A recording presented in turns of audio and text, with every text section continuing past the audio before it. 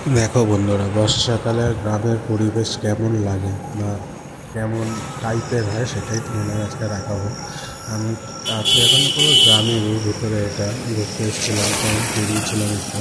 এখন কিন্তু খুব একটা সময় না, সন্ধ্যে ছটা গরমকালে আমাদের ওখানেও কিন্তু মানে ভালোই আলো থাকে। সন্ধ্যে 7, 7:45 বা 7টার আগে তেমন একটা অন্ধকার হয় না, বাট এইখানে গাছপালা এত পরিমাণেই ভর্তি যে কী বলবো, যে মানে একটু ছায়া ছায়া অন্ধকারাচ্ছন্ন লাগে, বাট ভালো লাগে। কিন্তু বর্ষা হয়েছে তার মধ্যে একটু বেশি অন্ধকার হয়ে গেছে, তাই ভালোই লাগছে। চারপাশটা দেখো, দেখে খুব সুন্দর লাগছে।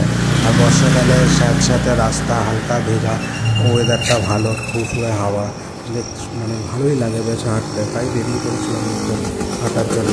হাঁটতে হাঁটতে চার সাইডে দেখো মানে চাষবাসে ভর্তি, বাগান বলো যাই বলো, কলা বাগান আছে, নারকেল বাগান, কেউ পাট চাষ করছে, যে যেরকম চাষ করছে। এটা সিজন ওয়াইজ চাষ করে, বাট মানে কী বলবো, যে সর্ষের সময় সর্ষের চাষ, পাটের সময় পাটের চাষ। এখন পাটের সময় ছিল তাই পাট চাষই বেশি করেছে, বাট ওগুলো বাড়ির ভেতরের দিকে জমিগুলো, তাই কলা বাগান মানে কলার চাষবাস করা, কলা গাছ লাগানো।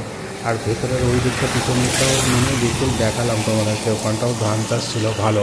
মানে কী বলবো, চারিদিকে সবুজ সবুজ লাগে, ভালোই লাগে, স্যাঁতস্যাঁতের মধ্যে সবুজ সবুজ।